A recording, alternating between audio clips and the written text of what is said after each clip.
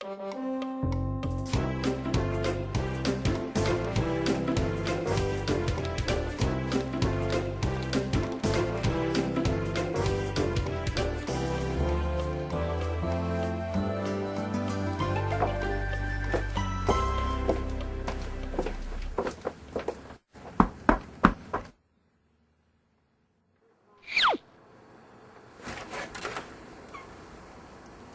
morning. Can I help you?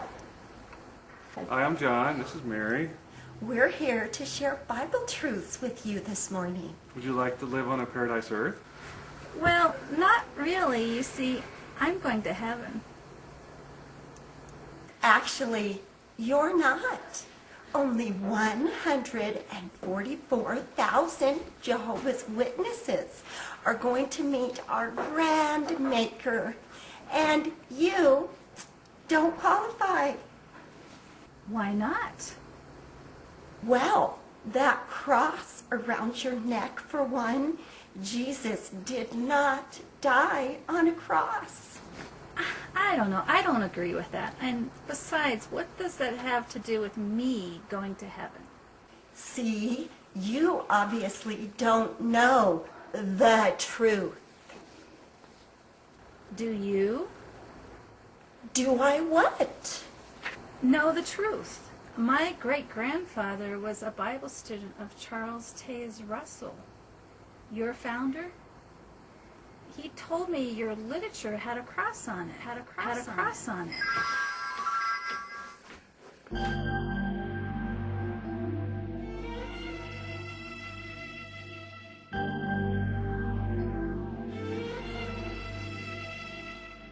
Oh, that's just some lies made by apostates.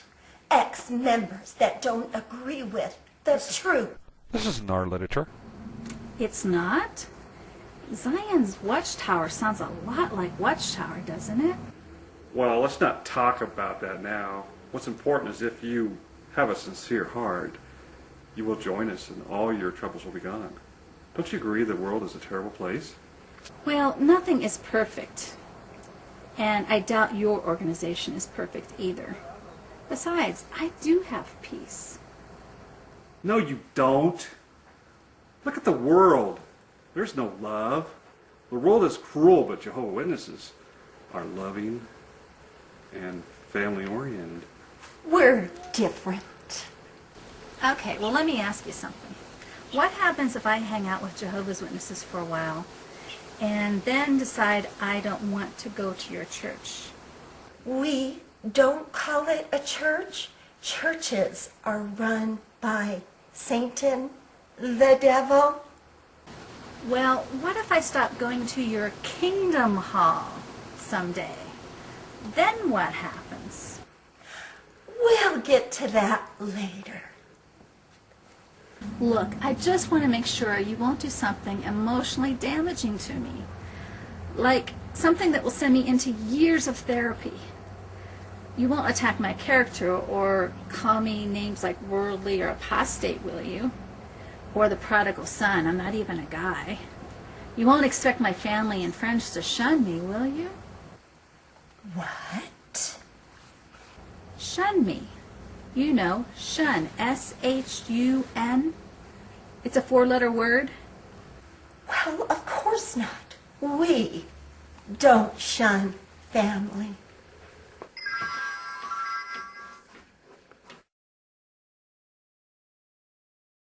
And we don't shun people. We don't shun family members.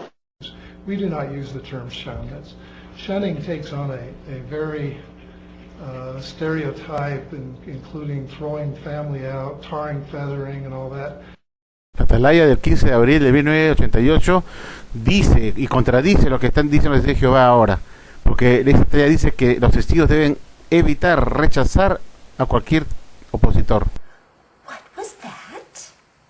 That was an elder, a Watchtower appointed leader in a court of law on the witness stand saying Jehovah's Witnesses don't shun family. Isn't that perjury? So what's your point? Jehovah's Witnesses are loving and caring Christians. We would never hurt anybody.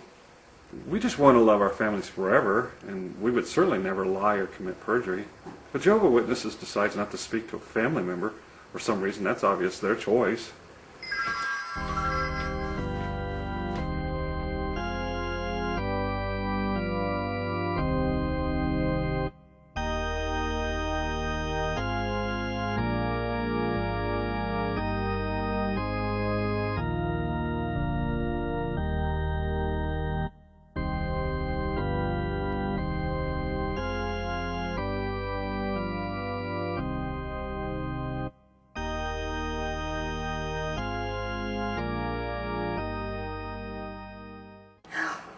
Now I'm getting spooked. You obviously have evil spirits in your life.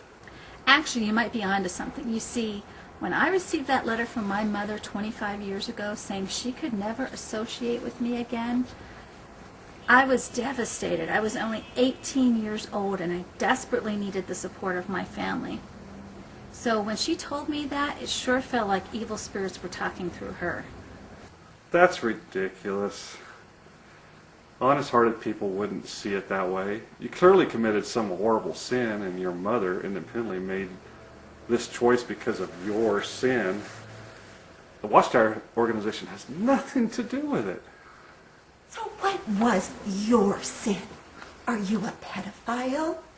Did you steal money from the poor and lonely just to build a billion-dollar religious empire? Mm-hmm. Did you ask people to refuse medical treatment that would save their life?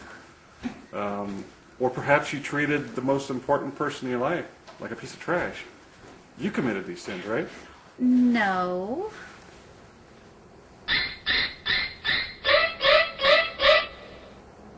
We can't talk with you anymore. The Watchtower Society told us we would come across people with insincere hearts. Do you know the biggest barrier to finding truth? It's believing you already have it. You're so doomed. You just wait. The great battle of Armageddon is coming, and Jehovah is going to destroy unbelievers like you. We'll be gathering dead bodies for years. For years.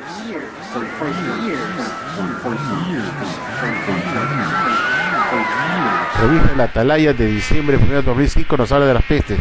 Uno se pregunta por qué Dios, que es un Dios tan bueno, podría infligir tanto daño a la humanidad. Esta situación podría compararse cuando una casa está infestada de peste. Usted haría todo lo posible para destruirla de esa peste de su casa para la salud de su familia, ¿verdad? Entonces igual, la batalla de Armagedón será lo mismo, lo mejor que Dios puede usar para destruir a la humanidad de esa peste. Yeah, that doesn't sound like paradise to me. Now, are you going to answer my question about that cross on Zion's watchtower? You don't read that junk. Did you just call your own literature junk? Those are old truths. We believe in present truths, and it is present truths that matter, not past. But wouldn't truth from God's sacred word be truth no matter what? I mean, does truth, if it's truly from God, ever change? If the Watchtower's old truths have become obsolete, what's to say that the Watchtower's present truths won't also become obsolete someday in, say, 10 years? Well, we have new light. Yes, new light. That's it. Hey, why did you turn the light off? I think the Truth Fairy did that just 'cause she wanted to see if you'd still be here. And yep, you're still here. Yeah, so what does that prove? That turning on a light doesn't alter anything. Truth is truth. And truth is always present if it's truly there to begin with.